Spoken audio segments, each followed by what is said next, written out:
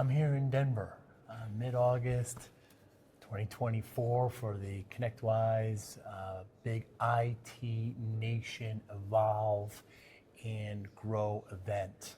I'll be doing interviews this whole week with managed service providers that are here and with vendors and with ConnectWise staff and ConnectWise leadership. Hope to gain some insight on the happenings that are going on. Also great insight from the managed service providers, but the following interview will be from this event here in Denver. Thanks so much for listening. Hi, I'm Joey Pinz. People ask me, how did I lose 130 pounds? The quick answer is always discipline. I started my business, wasn't paying attention to my health, was eating too much, drinking too much sweets. My daughter was born. Next thing I know, I'm pre-diabetic, I have hypertension. I knew something had to change. Discipline. I, like many of you, have faced many challenges in your career, in your family, in your life, in your faith. How did you attack them? How did you approach them? How did you solve them, hopefully? It all had to have some degree of discipline. I'm also asked, how did you found and start a tech business that lasted over 25 years? Discipline. I was committed to it, enjoyed technology, didn't enjoy some aspects of it, but knew it was necessary. Discipline. Our podcast mission, how do we use discipline to better ourselves and society? Join me, please, as I talk to interesting people and discuss how they use discipline in their family and their passion and their careers and how it helped them. Our podcast vision, growth through learning from others. Joey Pinz Discipline Conversations. It'll be light and serious. Join us, please. Thank you for consideration. Keith, thanks for your time today. It's great to see you. It's good to see you again, Joe. What is VFR? VFR, Visual Flight Rules. Which means? That you fly an airplane through your visual sight to the ground. And the minimum requirements? Of VFR, three statute miles of visibility, and 500 feet below the clouds. That's right. There's a ceiling. There's a concept that I had to overcome. Yeah. People see clouds. They don't really look at it as a ceiling. As a ceiling, yes. Because we can't go through the clouds. That's so right. The highest that creates a ceiling for us. Yeah. Yeah. What is it about aviation that allures you, Keith? That's a great question. I think the two things. One is the serenity of it. It's in aviation. There's a wide range of emotions when you're flying. You can have moments where it jars you a little bit, but when you're up there and it's a smooth day, you just it's a sight profile you don't get on a commercial airline. And then there's the fun of just, hey, I want to go check out this area over here. You just turn the plane and go over there and check said, natural environment out, it's aviation, I think, also is a great time to have that focused thinking time, which I think a lot of us don't take enough of, Because you're off the grid, right? You can't be looking at your phone, right? Yeah. I mean, you're up there, and it's just the roar of the engine, and it's just beautiful up there, and you're thinking about all those people driving around and taking so long to get to places, and you're right over them. I mean, it is. I think that's what I miss most. Yeah, it is. It is. How many hours do you have now? I have around 225. Wow. Compared to the big guys, still early, but beyond the startup, phase, and I think aviation, just like IT, is a continuous learning experience. Every plane is a little different, right? So there's certain characteristics that are true to all airplanes, but they all have their nuances, even amongst the same manufacturer, different years of the same plane will have nuances that are just a little different, because they changed a few things, and might actually change the way it feels in the air, kind of a thing. But so that diversity, is appealing and alluring, and Sure is. there's something always to learn. What do you typically fly? Are you low wing or high wing? So I've always flown low wing. So I started learning on the Cirrus platform, which is a little bit unusual to go that route. Right. I ended up getting my private pilot with a high performance endorsement. Oh, wow. Which is not typical. Yeah, you're right. Usually you don't get your high performance till after you're a private pilot, but the certain models of the Cirrus are high performance. Anything over 200 horsepower would be considered high performance. So I had to have my high performance endorsement when I was doing my training. And today I'm flying Piper Cherokee 6. So yeah, I had an Archer, Piper Archer. And that was 190. That's very interesting. So 200 or above would have been high performance. Yeah. And the difference between the Pipers and the Cirrus?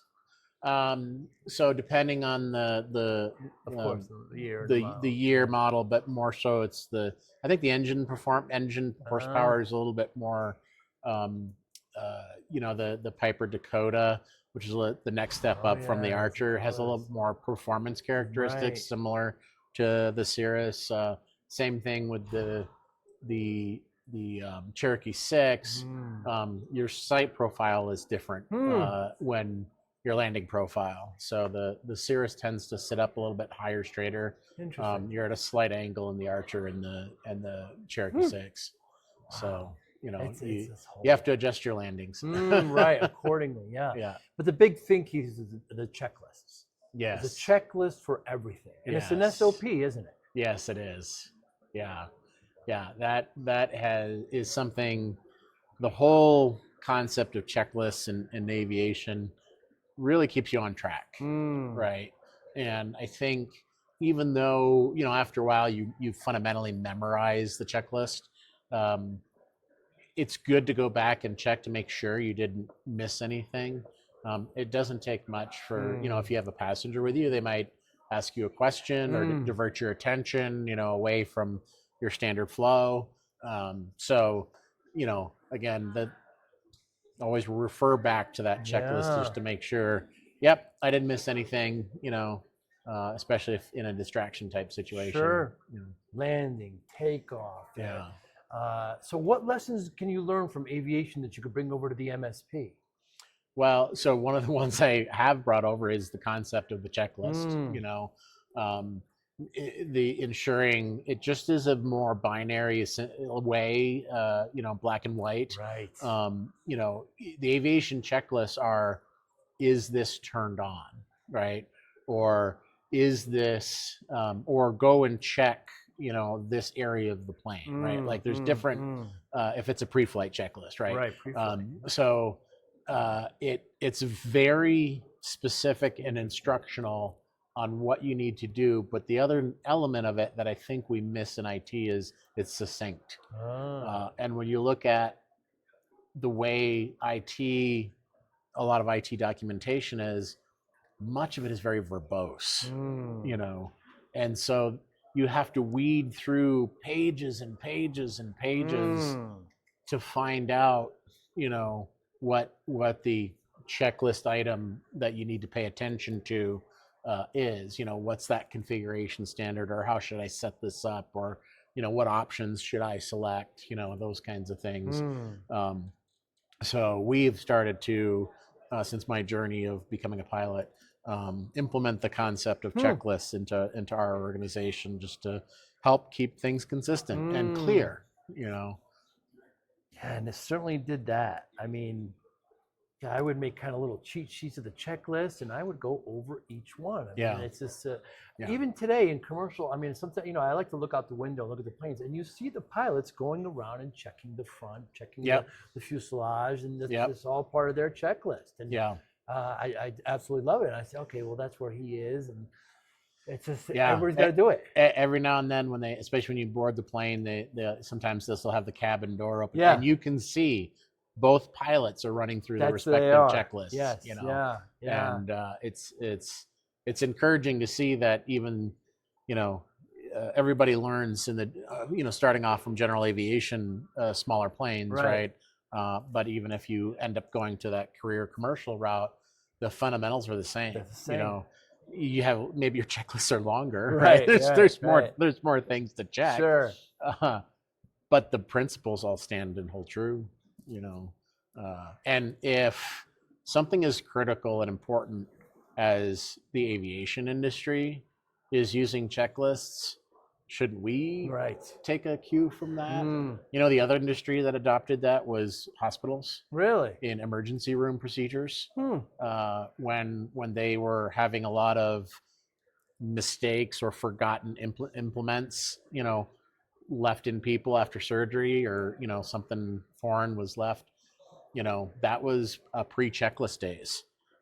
They implemented checklists in ER procedures to ensure that Smart. hands were washed, you know, all of the implements were Mm, returned, mm, everything was accounted for, mm. you know, and it's not that no one would ever, you know, regard a doctor as incompetent, Right. you know, but I think in the chaos of what goes on around us, you know, or distractions, you Mm. know, um, divert our attention. Hmm. And so that's where you have to have some sort of mechanism in your organization and your, you know, that helps you bring your attention to an area. Hmm.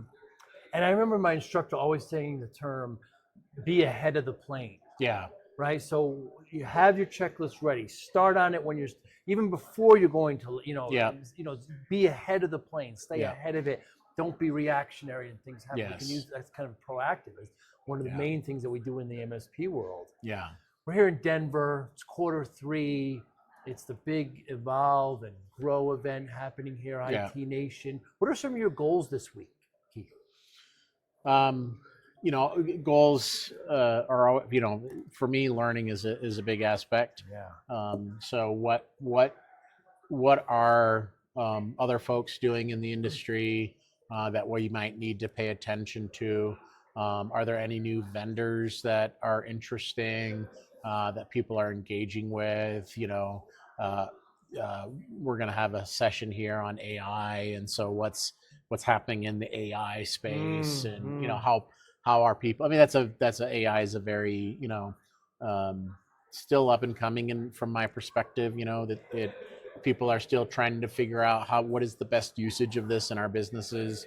I think tech companies have some ideas, but when you kind of apply those to your customers are still trying to figure it out, you know. So, you know, being able to be surrounded by other folks in the industry and have conversations surrounding those kinds of things are some of my, you know, goals and takeaways that I get out of it. The other major thing, at least within this community, is just, you know, how do we grow our businesses in a methodical way? You know, and what are the you can learn from someone who's maybe, you know, been doing it longer than you know, and some of the road bumps and, you know, that they went through, or what was their journey like, you know, what was their roadmap, you know, what and you know, just sharing that knowledge, right? You know, so when I come to places like this, I'm in learning mode. You know, I'm very much in learning mode. You're an MSP long time now, right? Yep, 22 years. Wow. And tell me about the impact of peer groups for you, Keith, and your company. I think it's helped to remove that isolationist feeling when you start out and you don't know anybody else who's working through the challenges. You know, it can, you know, they always say it's lonely at the top. You know, having a community where you can say, hey, this is what I'm dealing with, or this is what I'm running into. How did you handle this? You know, and it can be, you know, whether it's something that's on inside the business, or, you know, hey, I'm trying to get this new solution or product or idea to market. You know, what are go-to-market strategies that you guys have used that were effective? You know, how, you know, what approach did you take, and, you know, things like that. So, you know, because if you can learn some of that from someone who's been down that path, that road, it can help shave off some, maybe help you avoid some mistakes, right? Or help you accelerate your opportunity, you know, and, but you have to be open to that, right? And you just have to kind of, you have to be willing to listen. Yes. And you've been in peer groups for how long? Since about 2007. Wow. So you're still obviously finding great value. Yeah. Yeah. Yeah, that's why you're still here. Yeah. And Yeah. do you ever see yourself becoming like facilitator or doing anything like that? It seems That's a good question. I probably not. The uh, um, my wife Anne got into EOS facilitation. That is her kind of strength. And for me, you know, I'm good at running the business side. You know, but facilitation gets into a different skill set of, you know, corralling a group of, you know, strong-willed people, right? All business owners. So for me, I don't think that's my path, you know, in the future. You know, I may do something a little bit more philanthropic with doing some lifeline pilot. Yes, there's things, great. There's Angels. You know. Angels is one of the organizations. Yeah, very cool. Yeah. So where you're flying people in need to, you know, a medical facility or something like that, or to a different area that can't get there. So for me, I'm going to probably take a very dramatic, you know, turn for that perspective. As far as the MSP, what keeps you up at night? What are your biggest challenges?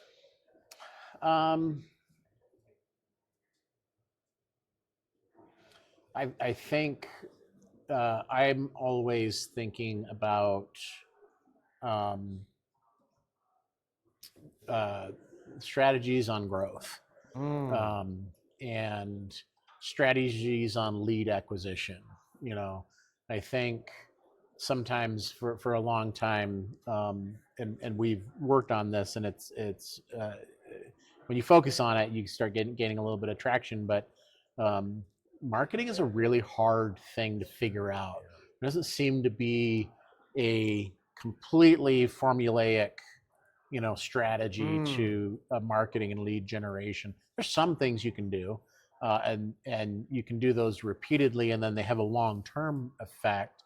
So if you play the long game in marketing, that strategy works. You know, but so I'm always looking for strategies of lead generation. You know, how do you get into in front of new faces, right? And I, you know, talking to everyone, that is always, and seems to be in any business, the challenge, right? And you know, when we all went to remote work and weren't meeting each other face to face, meeting new people was very much so a challenge, right? That's changed now, and you can face to face is possible again. But you know, how do you I think the things that you do when you're one size change as you start to grow and get bigger. And so and not that so you have to adjust your strategies as time goes on, as you grow, and as you know, because there's a point where you can grow on referrals, and referrals are always a part of you know, part of the mix. But if you're trying to hit a certain velocity, you have to start to add other things, reach out strategies, things like that, you know, to the mix, right? Like of what you've been doing. But you know, and I think it's hard, you know, in any industry, but finding the right people for your team, Right. you know, and I feel like once we know we're going to add a team member, then we know we can put the strategy in place to find that person. I think sometimes the other challenge can be, when do you pull the trigger on that? You know, and so then that gets into starting to manage your business a little bit more by the numbers, and letting the numbers drive some of the decisions for you. So, but I think that's the for me, like what I constantly think about is the strategy side of it. When I talk to MSPs, Keith, I hear three things. Yeah. And not in any particular order. Human capital, Yeah. right? How are you going to replace those techs? Yeah. How are you going to add more growth, which Yeah. is sales and marketing? Yeah. It's interesting you brought up about marketing. You would think it's all science, but there's a lot of art, isn't Yes. Yes.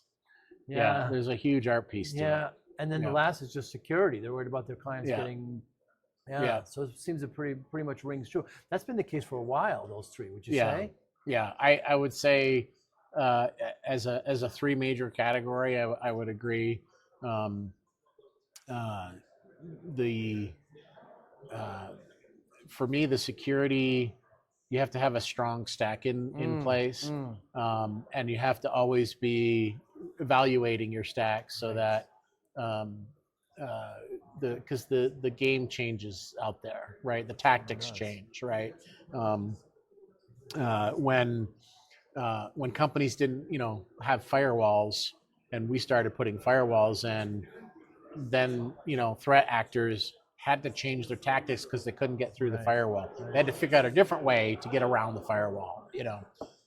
So I think on that side, you always have to be evaluating your approach.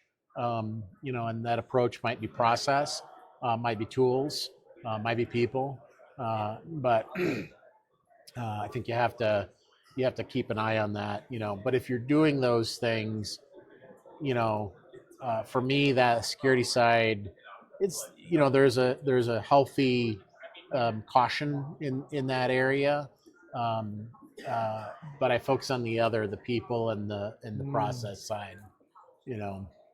Keith, what can vendors do better to be better partners with MSPs? It's a great question.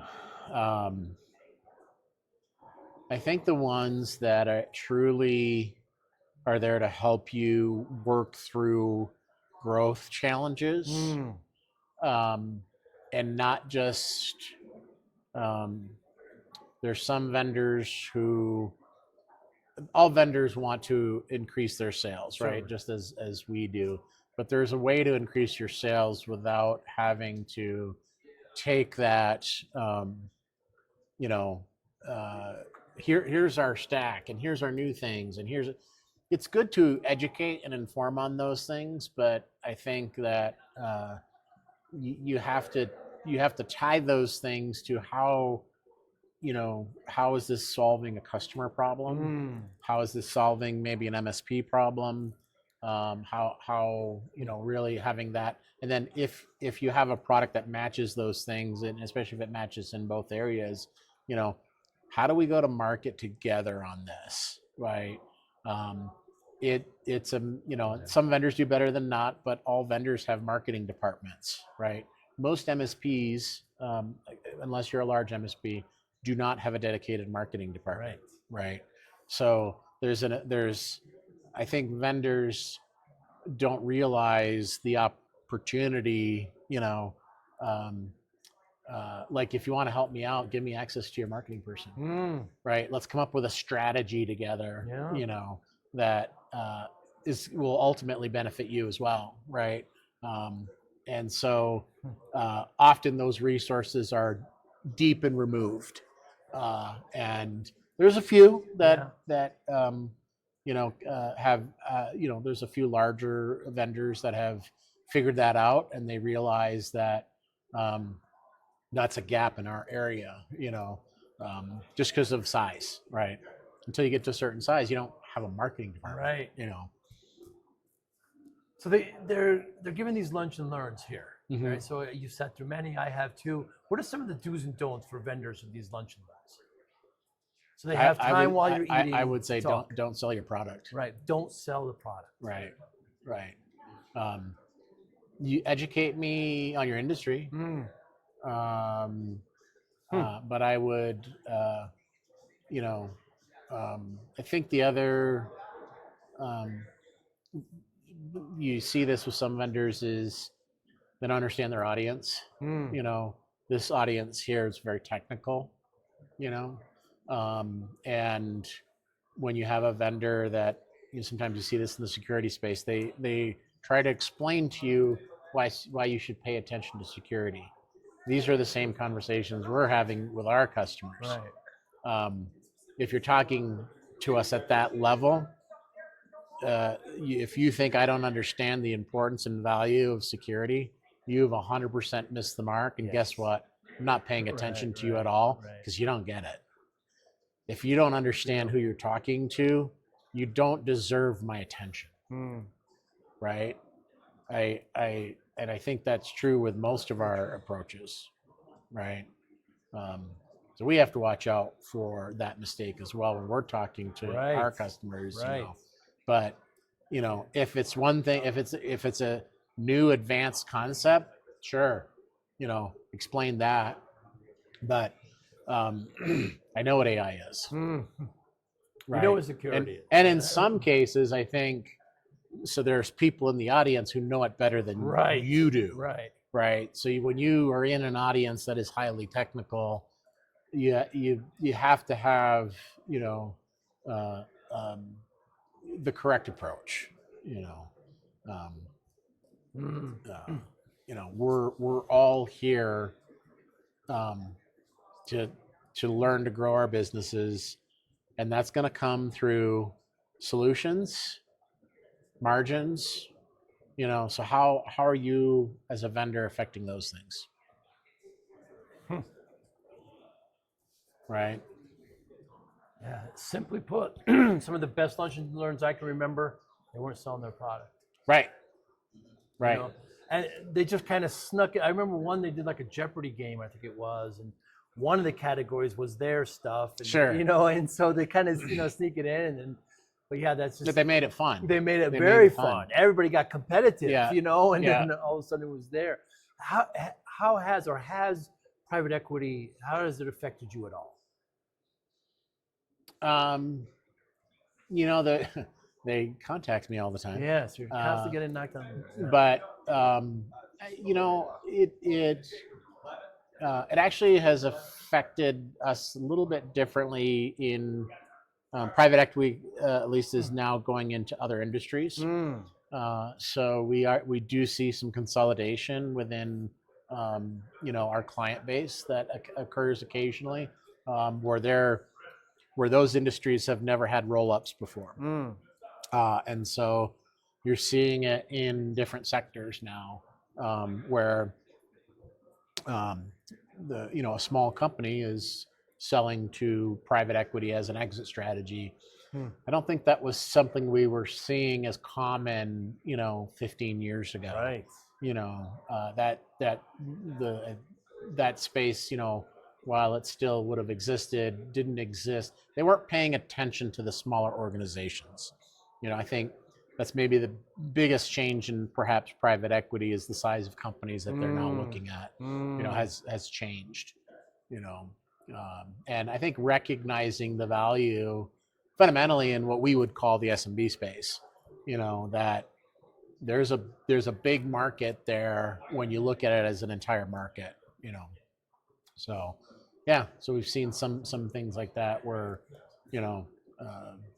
it affects people's exit strategies. Yeah, it certainly does. Yeah. And what does Arlen Sorensen say? You have to come up with some exit plan. You're going to either leave vertically or horizontally. Right.